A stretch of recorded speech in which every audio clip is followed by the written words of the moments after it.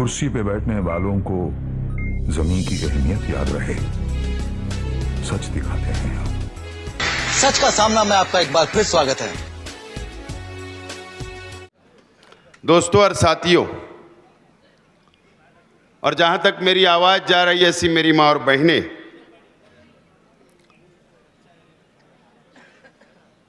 Maharashtra assembly का चुनाव 20 तारीख को होने जा रहा है और मालेगांव शहर की आवाम को अपना नुमाइंदा, अपना एमएलए आइंदा 5 साल के लिए चुनने का दिन अनकरीब आ रहा है। और शहर की मां बहनों को, शहर के नौजवानों को, शहर की आवाम को फैसला करना है कि आइंदा 5 साल आपका नुमाइंदा कौन होगा। आज जिस इलाके के अंदर मैं खड़ा हुआ हूं, ये इलाका शहर का बहुत मशहूर इलाका है। इस इलाके से हाफिज मोहम्मद याकूब अशरफी साहब का ये इलाका, मौलाना मोहम्मद हनीफ मिल्ली साहब का इलाका, मौलाना अब्दुल अहद अजहरी साहब का इलाका, हाजी मौलाना हुसैन अहमद मिल्ली साहब का इलाका और हमारे लीडर, हमारे रहनुमा मरहूम हाजी शब्बीर सेठ, ये इनका अपना इलाका है। और हमारे मुखालफिन ने स्टेज लगाया और झूठ का मॉल खोला और इस इलाके की आवाम को और हमारी मां बहनों को गुमराह करने का काम किया, झूठ बोलने का काम किया। लेकिन आज हमारा स्टेज के ऊपर जितनी भी तकरीरें हुई, अल्लाह का एहसान है कि सब लोगों ने सच बोला और इंशाअल्लाह मैं भी सच ही बोलूंगा। दोस्तों और साथियों, ये हमारा शहर पावरलूम शहर है। हमारी अपनी सनत आज से 70 साल पहले इस चूना भट्टी के ऊपर सिर्फ 5 लूम चला करते थे और उससे पहले हैंडलूम चला करते थे। यह इलाका बुनकर भाइयों का है। यह हमारा मालेगांव शहर पावरलूम सनत से हमारे हजारों नहीं लाखों लोग रोजगार से जुड़े हुए हैं। और ना आप लोगों को शेख आसिफ आपको रोटी देता है, ना खाना खिलाता है, और ना मुफ्ती इस्माइल साहब और ना दूसरे उम्मीदवार आपको खाना खिलाएंगे। ये बात आप समझ लो। यह हमारा अपना शहर मस्जिद और मीनारों का शहर है, मुसलमानों का शहर है। और यह शहर को 20 तारीख को जो फैसला लेना है, बहुत सोच समझ कर आप लोगों को फैसला लेना है। हमारे शहर के एमएलए साहब का चर्चा इन इलाकों के अंदर बहुत होता है, घर घर के अंदर चर्चा है। कुछ लोग चौराहे के ऊपर सिर्फ बात नहीं करते हैं, लेकिन अकेले के अंदर मेरी मां बहनें भी बात करती है, बात मुझे पता है। मैं क्या बोलना चाह रहा हूं, आप समझ लो। बहुत चर्चा होता है, जहां मोहम्मदाबाद का चर्चा होता है, वहां पर और बहुत सारे इलाके का भी चर्चा शहर में हो रहा है। लेकिन एमएलए साहब, मैं वो बात नहीं करूंगा, आप पर इज्जत उछालूंगा नहीं, आपकी इज्जत ही करूंगा। सिर्फ मैं आपको इशारा दे रहा था कि चिट्ठी मेरे पास भी आ सकती थी। आज चिट्ठी इस चूना भट्टी से, बेलबाग से मुझको भी आ सकती थी और वो चिट्ठी के सारे मैं भी तकरीर कर सकता था, लेकिन तुम्हारी इज्जत ना चली जाए इसके लिए मैं कुछ नहीं बोल रहा हूं। यह मेरी तहजीब नहीं है। लेकिन आज मैं इस इलाके की आवाम से, मालेगांव शहर की आवाम से, इस शहर के हमारे बुनकर भाइयों से मैं सवाल करना चाहता हूं कि आप आज के एमएलए साहब से पूछिए कि 1,17,000 शहर की आवाम ने आपको दिया था। आपने पावरलूम के लिए क्या किया, सनत के लिए क्या किया, क्या बेनिफिट दिलवाया, क्या फायदा आपने दिलवाया? एमएलए साहब से आप सवाल जरूर करना। और एमएलए साहब आप जवाब दो, 10 दिन प्रचार के लिए बचा हुआ है, आप जवाब दो आपने क्या किया। एमएलए साहब आप ये बताइए, ये मस्जिद और मीनारों का शहर है, अगर आप पर कोई थोड़ी सी तनकीद कर देता तो आपके भक्त लोग बोलते आलिम है कुछ मत बोलो, बदनामी हो जाएगी। अच्छी बात है, बदनामी नहीं होना चाहिए। मुफ्ती इस्माइल साहब आप ये तो बता दो कि ये जूनी मस्जिद के पास तुम एक खंबा लगाकर एक लाइट आपने लगाया क्या? आप ये तो बता दो कि खानका अशरफिया के पास एक पोल लगा के आपने एक लाइट लगाया क्या? आप तो आलिम हो ना। आपको 1,17,000 वोट मिली थी। आपने शहर के ईदगाहों के लिए क्या काम किया एमएलए फंड से या हुकूमत से? आप ये बता दो। ये शहर के जो मदरसा हमारा चलता है लड़की या लड़कियों का, जहां पर हमारे बच्चे दीनी तालीम हासिल करते हैं, आप ये बता दो कि आप 5 साल के अंदर आपने मदरसों के लिए क्या किया? हुकूमत की तो स्कीम है, वहां पर डेवलपमेंट करने का, सहूलत देने के लिए हुकूमत के पास पैसा पड़ा हुआ है, आपने उनके लिए क्या किया ये बताइए।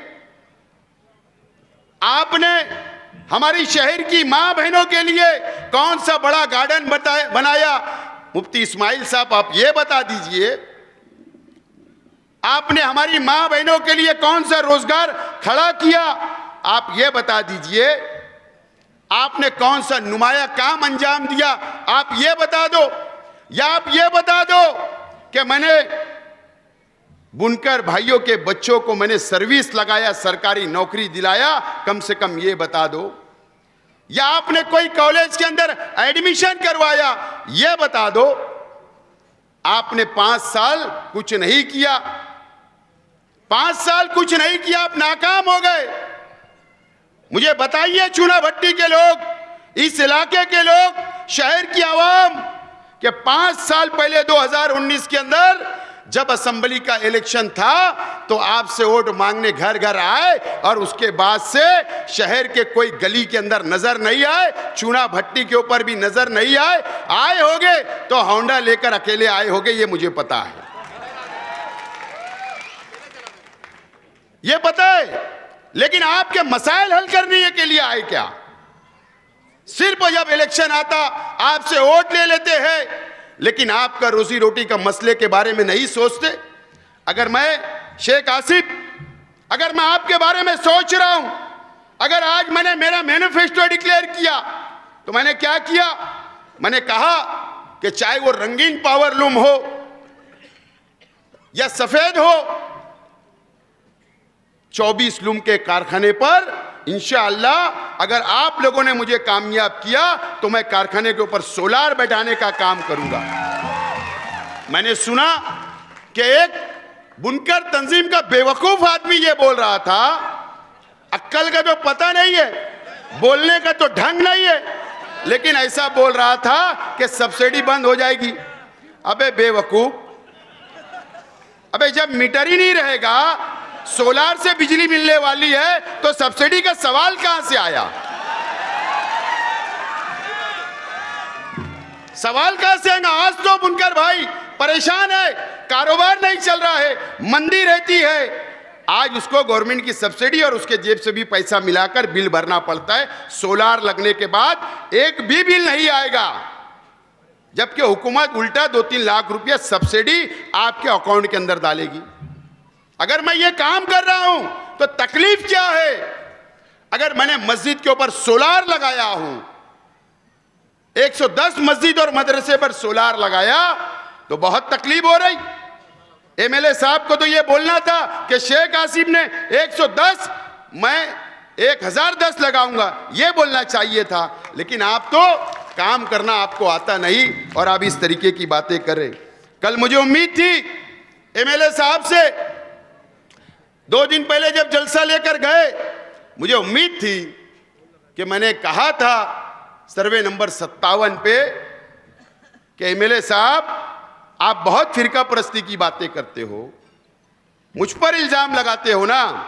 मैं आज बोलता हूं कि शहर की आवाम और 115 मतदार संघ के आवाम, वहां के मुसलमानों से अपील करता हूं कि दादा भूसे के खिलाफ वोट देकर दादा भूसे को हरा दो। चलो मैंने तो बोल दिया, ऐलान कर दिया, आप कब बोलोगे कि दादा भूसे को हरा दो? कब बोलोगे? आप नहीं बोलोगे, मुझे पता है, क्योंकि दादा भूसे के पास से ही वाया फंड आने वाला इलेक्शन लड़ने के लिए। ठाणे से वाया इधर ही आने वाला है। आपकी मिलीजोड़ आपने लड़ा। आपने, मेरी मां बहनों से बोलना चाहता हूं जो घरों के अंदर बैठकर मेरी बातें सुन रही है, मेरी मां बहनों, आप मेरी बातों को सुनिए। मैं ईमानदारी से बोल रहा हूं, अल्लाह को हाजिर नाजिर जानकर बोल रहा हूं कि 2019 में आपकी वोट ली गई, आपने दुआएं की, आपने वोटें दी, आपने रोजा रखा, आपने नमाजें पढ़ी, लेकिन इस शहर के एमएलए साहब मुफ्ती मोहम्मद इस्माइल कासमी साहब जब चुन कर आए, उसके बाद जाकर आज के वजीर आला एकनाथ शिंदे साहब से ये 5 साल तक कम से कम 25 करोड़ रुपए की रिश्वत ली। आपको बेचने का काम किया, आपकी दुआओं को बेचने का काम किया गया, आपके रोजे को बेचने का काम किया गया, आपकी नमाजें, आपकी इबादत जो आपने उनकी जीत के लिए आपने मांगी थी, उसको बेचने का काम मुफ्ती मोहम्मद इस्माइल कासमी साहब ने किया। बहुत शर्म की बात है, ये इसका जवाब नहीं दे रहे। और दादा भूसे साहब का लड़का, मैंने कहा बार बार कि मुसलमानों को गालियां देकर, गलत सलत नारे लगाकर रमजान महीने से गुजर रहा है, आतंक कर रहा है, इनकी दोस्ती कायम, उसको जवाब नहीं दिया जा रहा। हमारे शहर के एमएलए साहब उनके मंच के ऊपर अच्छाई और बुराई की बात करते। मैं बोलना नहीं चाहता था, मैं चाहता था दूसरा मुकर्रिर बोले, लेकिन बहुत छोटा इंसान है मेरी नजर में। कोई एक अनीस नाम का था, जाने दो उनका लकब क्या है, बड़ी टोपी थी, इल्जामात लगे, मालूम है आपको, मेरी पार्टी में थे, मैंने पार्टी से क्यों अकाला पता है? मेरी मां बहनें भी सुन रही है, उस आदमी के खिलाफ में दारुल हनफिया सुन्निया से उनकी बहू ने उनके ऊपर इल्जाम लगाई थी, वो फतवा उनके खिलाफ लिखा। मैं ऐसे लोगों को मेरे मंच पे जगह नहीं है, नहीं है, तुमने लिया। तुम ऐसी बात करते हो, जाकर पूछिए रविवार वार्ड की आवाम से। फारूक सुलेमान साहब बैठे हैं, जब मैं इनसे मुलाकात करने के लिए जुमा के दिन गया, उसके आधे घंटे के बाद तुम्हारी पार्टी के लोग गुंडागर्दी करते वहां पर आए और डराने की कोशिश कर रहे। फारूक सुलेमान साहब है, उनका माजी आपको पता नहीं है, बहुत बहादुर इंसान है, वो डरने वाले नहीं है। ये फारूक सुलेमान साहब है। आपके मंच के ऊपर क्या क्या केस है? फायरिंग का केस, 2 जमीन हथियाने का केस, एक बुनकर भाई के बच्चों को कत्ल करने का केस। ऐसे लोग तुम्हारे मंच से स्टेट करके और अच्छाई बुराई की बात करेंगे, अच्छाई और बुराई की। आगरा रोड के ऊपर जो कंपाउंड वाला है ना, आज मैं बोल रहा हूं, सुनिए मेरी मां बहने, ये शहर की दीनी तंजीमें, ये शहर के बाशऊर लोग, ये शहर की आवाम, ये बात को आप सुनिए। अच्छाई और बुराई की बात करते, वो शख्स का सगा भांजा जिसका नाम सांबे है, सांबे, मालूम है तुमको? एमडी पाउडर का, ड्रग्स का डीलर है, डीलर। मैंने कहा था कि मुझको उस रास्ते पे मत ले जाओ, और 2 से 3 महीना, कौन से सुधारने वाले नशे में इतना लथपथ रहता था, बेच बेच कर और पी पी कर, कि एक हॉस्पिटल के अंदर 2 महीना एडमिट था। ये बता तू हमारे से क्या सवाल करेगा? एमएलए साहब, आप पहले अपने मंच के ऊपर देखिए, नजर फिरा के, कि आप अपने गिरेबान में झांकिए अपने मंच के ऊपर कि कैसे लोगों को बैठाकर आप अपना प्रचार कर रहे हो। अल्लाह का करम है, मालिक सेठ कत्ते वाले ऐसे नहीं आए। मेरा किरदार पसंद है, मेरा किरदार पसंद है। आमीन सेठ ये सदारत कर रहे तो उनको पता है शेख आसिफ का किरदार। फारूक सुलेमान मजीद हाजी साहब आए तो उनको मेरा किरदार पता है। और अल्लाह का करम है, मालेगांव शहर के उलमा को भी, दीनी तंजीमों को भी और शहर के मुसलमानों को भी शेख आसिफ का किरदार पता है। अगर मेरे किरदार के ऊपर आज तक तुम बोल नहीं पाए, मेरे पर आप मुझ पर इल्जाम नहीं लगा पाए, बात समझ लो। शेख आसिफ के लोग ऐसे, शेख आसिफ के लोग वैसे, इतना ही बोल पाए तुम। तो मैं आप लोगों से बोलना चाहता हूं कि अच्छाई बुराई के इलेक्शन नहीं है। शेख आसिफ आपको खाना नहीं देगा, मुफ्ती साहब नहीं देंगे। अपने बच्चों का मुस्तकबिल, हमारी सनत का मुस्तकबिल, हमारे मस्जिद और मीनारों का, शहर का मुस्तकबिल दीजिए मुझे मौका। मैं तैयार हूं आपकी खिदमत करने, मैं तैयार हूं। मेरे पास कोई भेदभाव नहीं, मेरे पास कोई बिरादरीवाद नहीं, मेरे पास कोई मसलकवाद नहीं, मेरे पास कोई गरीब और अमीर नहीं, कोई बुनकर और मजदूर नहीं। मैं सबको साथ लेकर चलना चाहता, मेरी माँ बहनों को साथ लेकर चलना चाहता। मैं आपसे अपील करता हूं कि 20 तारीख को रिक्शा निशान पर बटन दबाकर मुझको कामयाब करे। 3 नंबर बटन है। बहुत बहुत शुक्रिया। खुदा हाफिज।